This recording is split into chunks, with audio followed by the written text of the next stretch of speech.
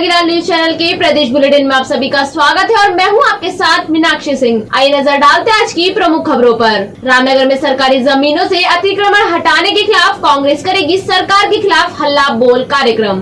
ढिकुली क्षेत्र में सिंचाई विभाग की जमीन पर रिजॉर्ट द्वारा किया गया अतिक्रमण पर चली जेसीबी। लूट का खुलासा करते हुए 2 आरोपियों को किया गिरफ्तार। उत्तराखंड बोर्ड परीक्षा परिणाम की तिथि घोषित। जसपुर में अवैध अतिक्रमण पर चला बुलडोजर। अतिक्रमण में हटाई गई दुकानें सिर्फ आधे घंटे में दोबारा सज गयी। कुमाऊं फॉरेंसिक लैब में जल्द शुरू होगी वॉइस रिकॉर्डिंग मामलों की जाँच। हर तरफ से निराशा हाथ लगने के बाद पूर्व दर्जा मंत्री के पास पहुँचे कला वर्ग के सैकड़ों छात्र। भूमाफियों से बचाने की गुहार। अब खबरें विस्तार से। सोमवार को रामनगर में कांग्रेस कार्यालय में कांग्रेस के वरिष्ठ नेता और पूर्व विधायक रणजीत सिंह रावत ने सरकारी जमीनों पर अतिक्रमण के नाम पर गरीबों को उजाड़े जाने के खिलाफ मोर्चा खोलते हुए कहा कि आज सरकार नशे में आकर तुगलकी फरमान जारी कर गरीब जनता का उत्पीड़न करने पर तुली हुई है, जिसे अब सहन नहीं किया जाएगा।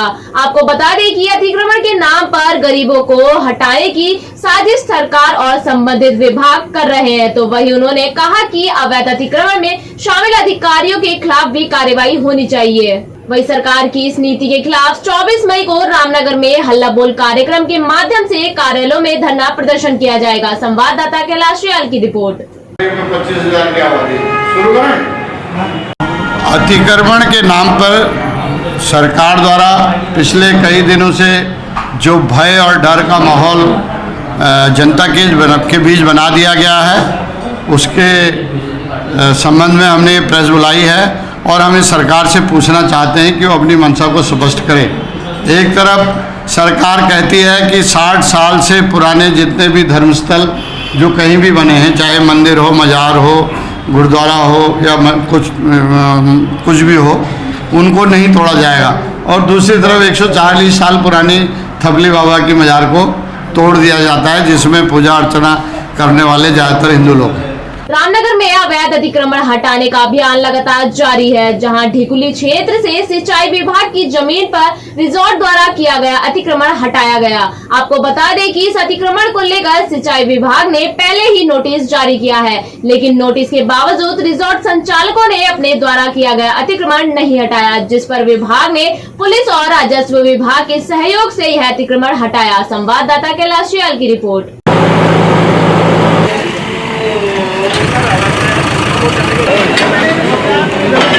ये लदवा चौक ढिकुली क्षेत्र में अतिक्रमण के विरुद्ध जो है पूर्व में चिन्हित अतिक्रमण जो थे, उसमें आज अभियान के तहत जो सिंचाई विभाग के अतिक्रमण हैं, जो सार्वजनिक गोले हैं, उन पर जो भी स्ट्रक्चर्स आ रहे हैं उनको रिमूवल का अभियान चलाया जा रहा है।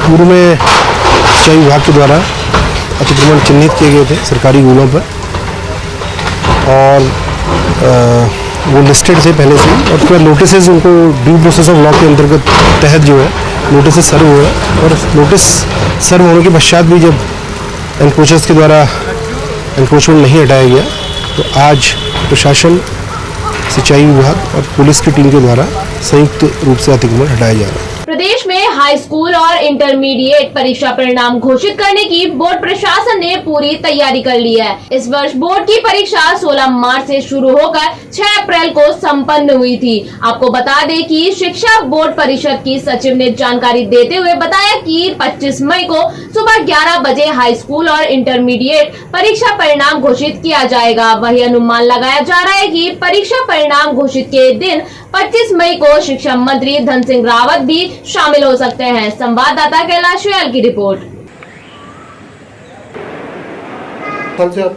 उत्तराखंड बोर्ड के परीक्षाफल को हमने अंतिम रूप दे दिया है और इस वर्ष 16 मार्च से हमारी परीक्षाएं शुरू हुई थी। 6 अप्रैल को परीक्षाएं समाप्त हुई हैं और लगभग 1,27,000 परीक्षार्थी इंटर में शामिल हुए थे। हाई स्कूल में लगभग 1,32,000 परीक्षार्थी शामिल हुए थे। परीक्षाफल की घोषणा 25 मई को प्रातः 11 बजे परिषद कार्यालय में की जाएगी। हाई स्कूल और इंटरमीडिएट दोनों परीक्षाफल की एक साथ घोषणा की जाएगी।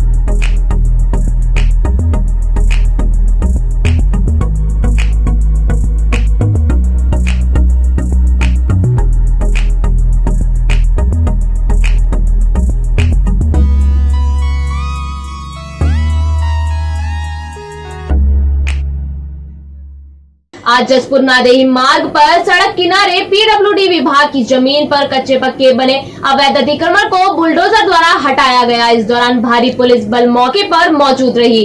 वहीं दूसरी ओर जसपुर के गांव राजपुर ने सरकारी तालाब की भूमि पर अवैध अतिक्रमण को चिन्हित किया गया। संवाददाता दीपक चौहान की रिपोर्ट। कि आप जानते हैं आजकल यहाँ जसपुर में अतिक्रमण हटाने की कार्रवाई की जा रही है, तो आज उसी के क्रम में यहाँ पर नादेही में जो पीडब्ल्यूडी की लैंड है, ये जो पीडब्ल्यूडी की रोड है, उसमें जो अतिक्रमण है उसको हटाया जा रहा है। अभी तक हम लोगों ने यहाँ पर कम से कम 7 से 8 अतिक्रमण हटा दिए हैं और जो कच्ची बिल्डिंग थी या कच्ची संरचना थी वो भी हटा ली है और अभी आगे को लगातार हम लोग बढ़ते जा रहे हैं। अब देखते हैं कि इसके बाद कितनी कब्जा हटाया जाएगा।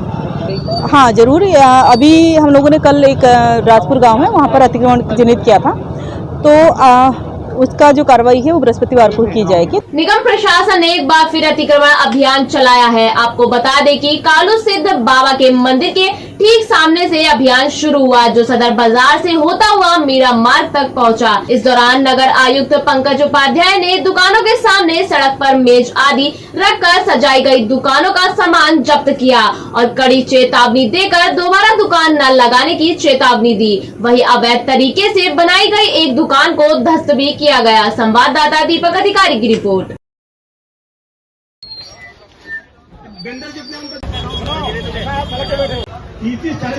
रोड है उसका यहाँ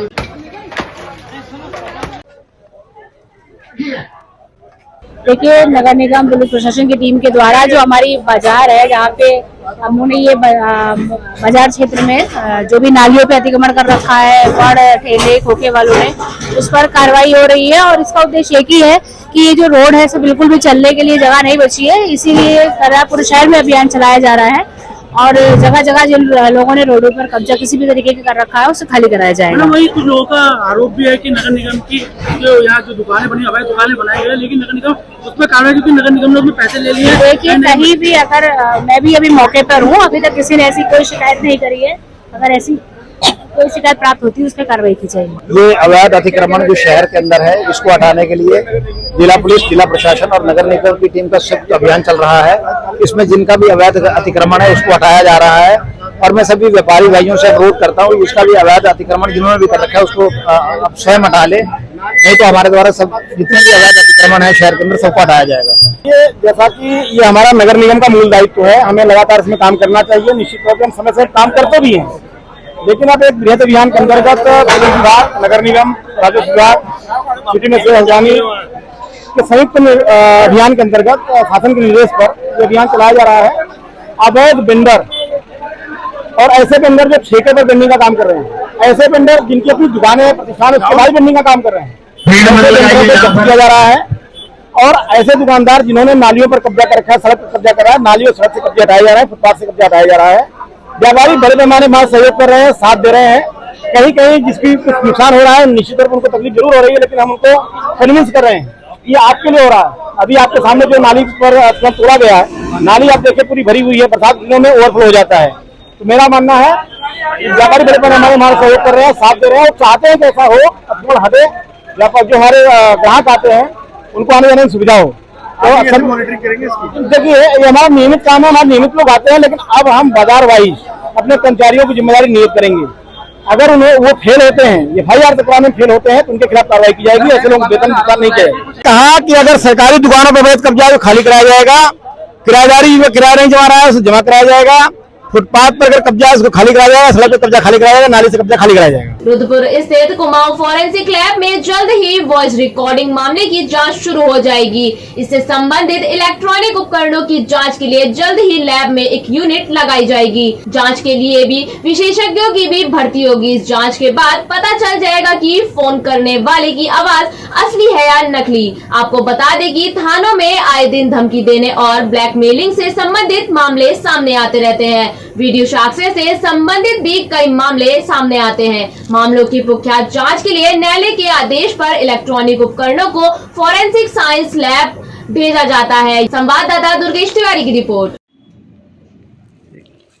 आप प्रेडिक्ट बहुत ज्यादा नहीं कर सकते, तो प्रिवेंशन भी पुलिस करती है देखिए, हमारे यहाँ पे अभी माननीय अपर पुलिस महानिदेशक श्री अमित सिन्हा जी के द्वारा विजिट हुई थी, तो उसमें उन्होंने जो है एक प्रस्ताव बनाया है कि डीएनए का और वॉइस सैंपलिंग का, क्योंकि वॉइस सैंपलिंग के लिए बहुत दूर जाना पड़ता है, कभी चंडीगढ़ जाना पड़ता है, कभी और दूसरे सीबीआई लेबोरेटरी में जाना पड़ता है। लिहाजा जल्दी से जल्दी हम लोग वॉइस सैंपलिंग का यानी साइबर क्राइम का यानी कंप्यूटर फोरेंसिक का डिपार्टमेंट यहाँ पे अनुभाग खोलना चाह रहे हैं, और वही आप उनके द्वारा श्री अमित सिन्हा द्वारा यहाँ पे कहा गया था और उसका प्रस्ताव बना के शासन को भेजा जा रहा है।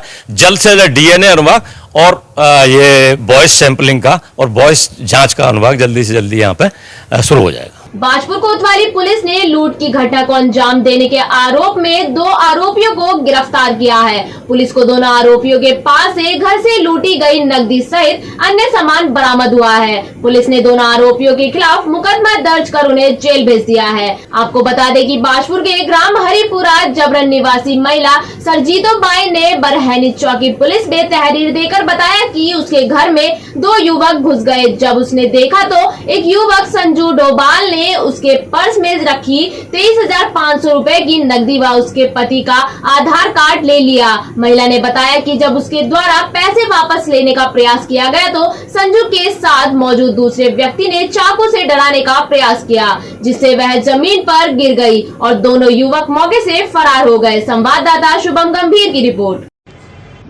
देखिए, आज 22 तारीख की सुबह 3 बजे लगभग ये हरिपुरा जबरान गांव है, ये बरहनी चौकी क्षेत्र में पड़ता है। वहां पर एक महिला ने चौकी में आकर के ये अवगत कराया कि 2 लड़के जो है मेरे घर में घुस गए थे, मेरे पति सोए हुए थे।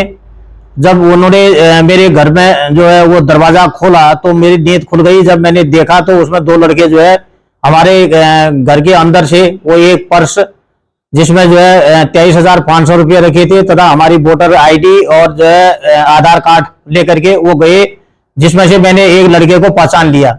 जब मैं उसका हाथ पकड़ने लगी तो उन्होंने चाकू दिखाया और जो मेरे घर से वो फरार हो गए। उसके बाद चौकी में जब उनके द्वारा रिपोर्ट दी गई तो हमारे चौकी प्रभारी ने तुरंत कार्रवाई करते हुए अपने कर्मचारियों के साथ जो है वो घर पर पहुंचे और उस महिला ने एक संजू डोभाल का नाम बताया कि उसका घर यहाँ पर है, वो आया था तो तुरंत जो है उसके घर में दबिश दी गई।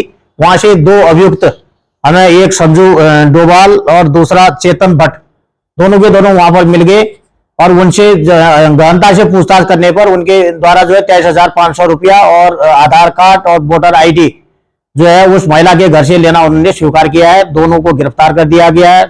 392 लूट पर उनके खिलाफ जो है थाना बाजपुर में अभियोग पंजीकृत किया गया है और रिमांड की कार्रवाई चल रही है।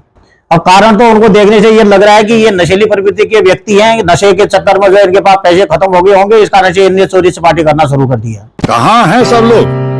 शाम की चाय तो एक साथ होनी चाहिए, सब लोग एक साथ बैठना ही नहीं चाहते। पापा, try this. लो, सब लोग पकड़ लीजिए।